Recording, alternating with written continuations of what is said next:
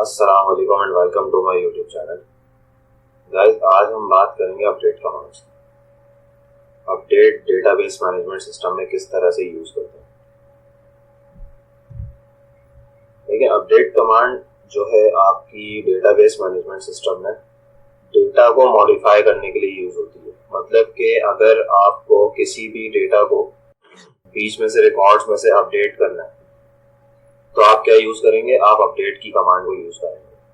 ठीक है, जैसे अगर मैं बात करूं कि टेबल के स्ट्रक्चर को आपने अपडेट करना है तो टेबल के स्ट्रक्चर के लिए उसको अपडेट करने के लिए आपको ऑल्टर की कमांड यूज करनी पड़ेगी। लेकिन अगर आपसे कहा जाए कि टेबल के अंदर के डेटा को अपडेट करना है तो टेबल का डेटा अपडेट करने के लिए आपने अपडेट की कमांड चलानी है।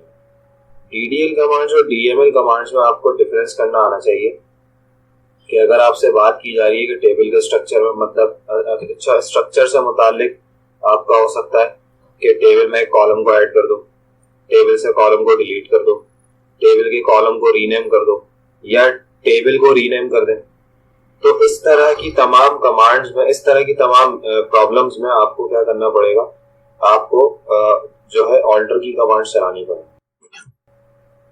लेकिन आपसे बात की जा रही है अब टेबल के डेटा की, तो टेबल के जब भी डेटा की बात की जाएगी, टेबल के अंदर जो मौजूद डेटा है उसकी बात की जाएगी, तो आप हमेशा डीएमएल कमांड्स को यूज करेंगे, डेटा मैनिपुलेशन लैंग्वेज को यूज करेंगे, जिसके अंदर आपकी इंसर्ट आ जाती है, अपडेट आ जाती है, डिलीट आ जाती है और सेलेक्ट आ जाती है।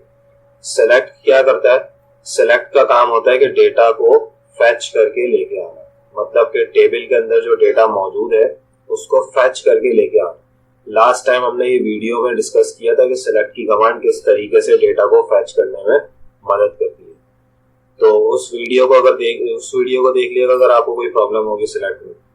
इसके अलावा अगर आपने कोई रिकॉर्ड को अपडेट करना है बीच में से टेबल के अंदर से, तो आप अपडेट की कमांड चलाएंगे। वो किस तरह चलेगी? अपडेट का सिंटैक्स ये होता है, सबसे पहले आप लिखेंगे अपडेट, और जिस टेबल के अंदर से आपने उसको अपडेट करना है, जिस टेबल के अंदर आपने अपडेट करना है किसी भी रिकॉर्ड को, तो आप टेबल का नाम लिखेंगे। उसके बाद आप लिखेंगे सेट। सेट लिखने के बाद कॉलम का नाम, जिस कॉलम के अंदर आप अपडेट करेंगे रिकॉर्ड को, और उसके बाद उसकी नई वैल्यू। ठीक है। अच्छा, इसी तरह अगर आपने मल्टीपल कॉलम्स में से अपडेट करना है तो आप कॉलम्स के नाम देंगे कि अगर आपने नेम के कॉलम में भी अपडेट करना है, एज के कॉलम में भी अपडेट करना है, अगर आपने जो है डेट ऑफ बर्थ के कॉलम को भी अपडेट करना है, तो आप इस तरह से कॉमा लगा के कॉलम्स के नाम देके उनकी नई वैल्यू देते जाएंगे। और उसके बाद लास्ट में वेयर कंडीशन लाजमी देंगे। अगर आप वेयर कंडीशन नहीं देंगे तो होगा ये कि सारे के सारे रिकॉर्ड्स अपडेट हो जाएंगे, तमाम की तमाम रॉज अपडेट हो जाएंगे। ठीक है, तो आपने वेयर कंडीशन लाजमी देनी है, इस बात का ख्याल रखना। तो जरा इसको देख लेते हैं, अपने वर्क बेंच पे चलते हैं और इसको देखते हैं किस तरह से हमें परफॉर्म करना है। वर्क बेंच पे आ गया और वर्क बेंच पे मैंने यूज कर लिया यहाँ पे डेटाबेस। यहाँ पे मैं लिख देता हूँ यूज COMP कंप्लीट। ये डेटाबेस मैंने यूज कर लिया। अच्छा, यहाँ पे प्रॉब्लम ये आ रही है कि यहाँ मैंने सेमीकोलन नहीं लगाया, इस वजह से ये एरर दे रहा है। कंट्रोल एंटर किया मैंने तो यहाँ पे आके इस डेटाबेस पे उसने हाईलाइट कर दिया और इस डेटाबेस को क्या कर रहा है, वो यूज कर रहा है। ठीक है। अच्छा, अब उसके बाद यहाँ पे आपके सामने देखें डेटाबेस के अंदर टेबल्स हैं, मुख्तलिफ जो है आपके पास टेबल बने हुए, जैसे डिपार्टमेंट बना हुआ, एम्प्लॉय बना हुआ, सैलरी ग्रेड बना हुआ। मैं चाहता हूँ कि एम्प्लॉय के अंदर से किसी भी डेटा को अपडेट करूँ, तो सबसे पहले देख लेते हैं एम्प्लॉय का डेटा किस टाइप का। सिलेक्ट फ्रॉम EMP मैंने लिखा है यहाँ पे, कंट्रोल एंटर किया और उसके बाद मुझे एम्प्लॉय का टेबल नजर आ गया।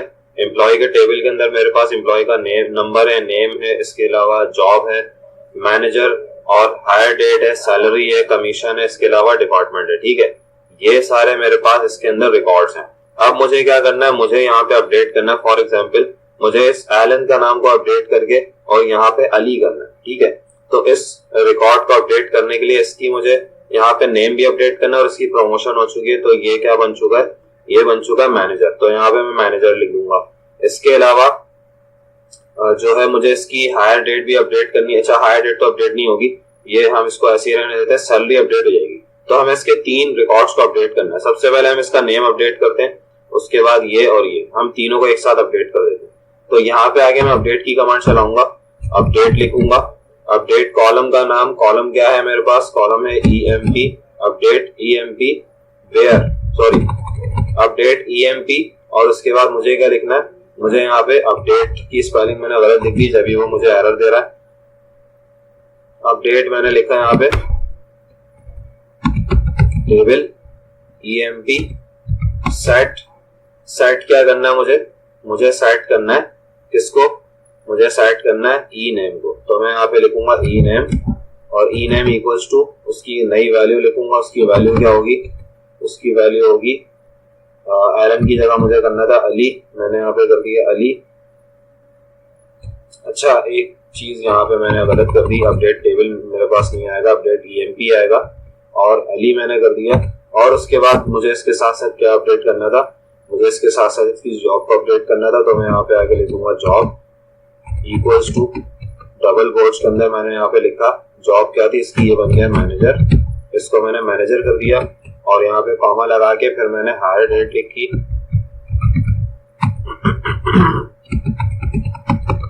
हायर डेट लिखने के बाद यहाँ पे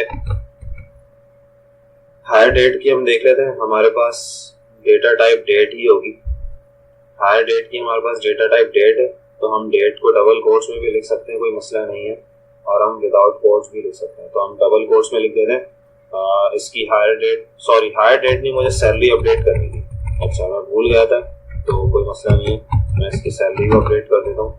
सैलरी मैंने अपडेट कर दी, अभी इसकी करंट सैलरी क्या है 1600, तो मैं इसको कर देता हूँ 5000,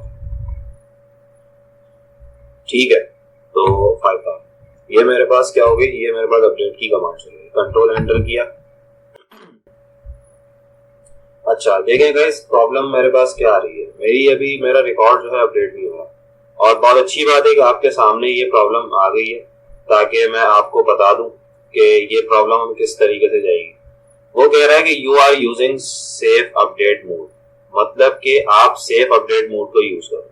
आप सबसे पहले इस मोड को जो है यहाँ से चेंज कर लें। तो यहाँ हम जाएंगे एडिट के अंदर, प्रेफरेंसेस में जाएंगे, और प्रेफरेंसेस में जाके एसक्यूएल एडिटर में जाएंगे, और सबसे लास्ट में आप जाएंगे तो ये देखें सेफ अपडेट और डिलीट्स में से जो है यहाँ पे चेक लगा हुआ है, आप इसको अनचेक करके ओके कर देंगे। जैसे ही ओके करेंगे तो उसके बाद आपको क्या करना होगा, वर्क बेंच को रीस्टार्ट करना पड़ेगा। वर्क बेंच को जाके आप रीस्टार्ट करेंगे, यहां से मैं रीस्टार्ट कर लेता हूं, वर्क बेंच को मैंने रीस्टार्ट किया, कनेक्शन को दोबारा से ओपन किया। अब मैं इस कमांड को चलाऊंगा अपडेट की, कंट्रोल एंटर किया मैंने, अच्छा डेटाबेस सिलेक्टेड नहीं है, सॉरी डेटाबेस सिलेक्ट किया हमने।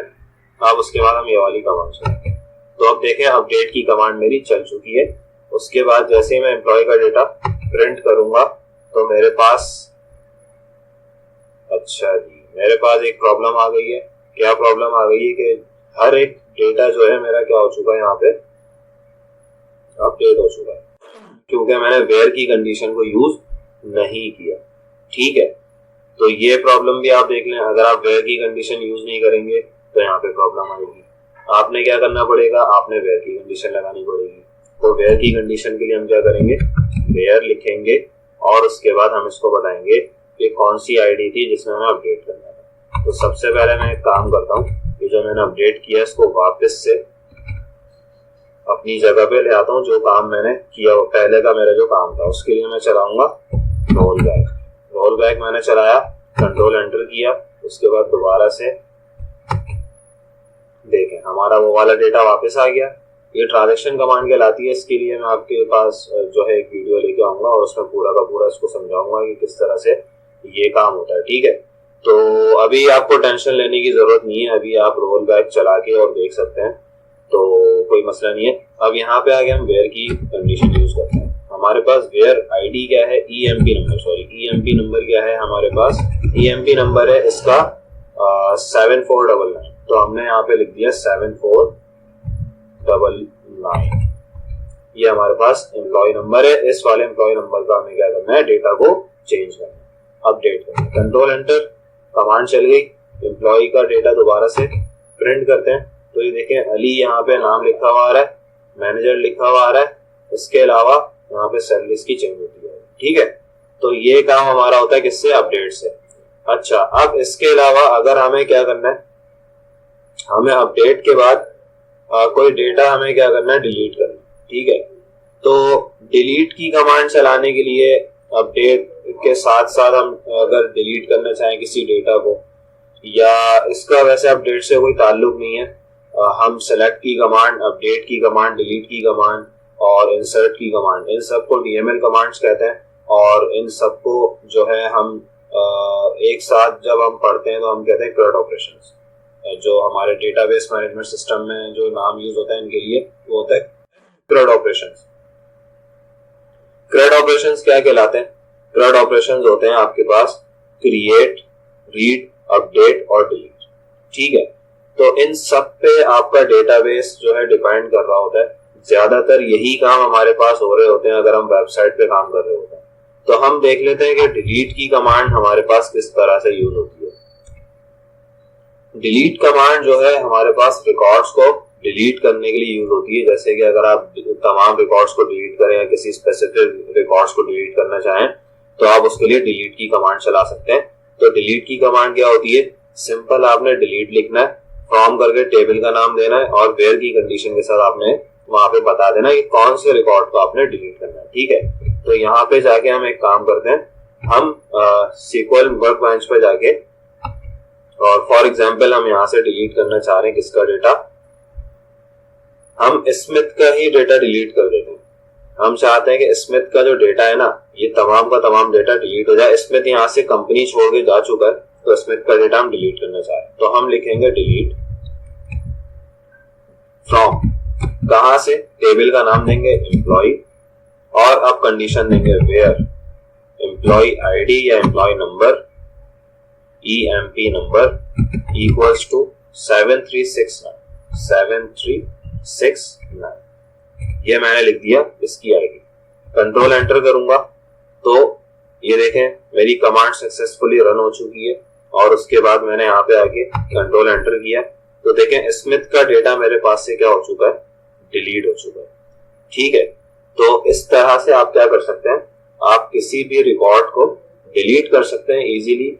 और अच्छा, आप ये देखें जरा डिलीट में, और इसके अलावा ट्रंकेट की कमांड होती है और इसके अलावा एक होती है आपके पास ड्रॉप की कमांड। तो इन तीनों में फर्क क्या है? लेकिन डिलीट की कमांड जो होती है वो आपके रिकॉर्ड को डिलीट करने में मदद देती है। ये डीएमएल कमांड में जो है डिपेंड करती है, डीएमएल कमांड्स में इंक्लूड होती है। ठीक है, अच्छा, ट्रंकेट और ड्रॉप की कमांड जो होती है वो आपकी डीडीएल कमांड होती है।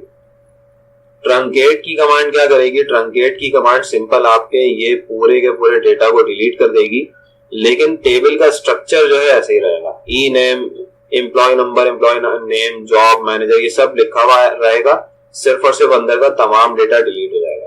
तो अगर आप ऐसा करना चाहते हैं कि सारा का सारा डेटा डिलीट करना चाहते हैं तो आप इन सबको डिलीट कर सकते हैं ट्रंकेट की कमांड चला के। और फॉर एग्जांपल अगर आपने किसी टेबल को गलत क्रिएट कर लिया, आप टेबल ही डिलीट करना चाहते हैं, डेटाबेस ही डिलीट करना चाहते हैं, तो आप ड्रॉप की कमांड चला लेंगे। ठीक है, तो फर्क सिर्फ इतना है इन तमाम कमांड्स में। तो जब भी आपके पास कंडीशन हो कोई, तो आप उस कंडीशन को समझ के और उस कमांड को रन करें। असल जो लॉजिक होती है वो यही होती है कि आपका दिमाग उस टाइम पे उसका हाजिर है या नहीं। ठीक है, तो मिलते हैं नेक्स्ट वीडियो में इंशाल्लाह, और मैं इसको वाइंड अप करता हूँ यहीं पे। मेरे साथ बने रहिएगा। अगर मेरा चैनल आपको, मेरी वीडियो अगर आपको अच्छी लगे तो लाइक करिएगा और कमेंट में मुझे जरूर बताइएगा। अगर कोई प्रॉब्लम है, आपको कोई प्रॉब्लम फेस करते हैं तो मुझे कमेंट्स में जरूर शेयर कीजिएगा मुझसे, मैं आपको इंशाल्लाह जरूर रिप्लाई करूंगा। और इसके अलावा अगर मेरी वीडियो आपको अच्छी लगती है तो मेरे चैनल को सब्सक्राइब करिएगा। Thank you, Allah.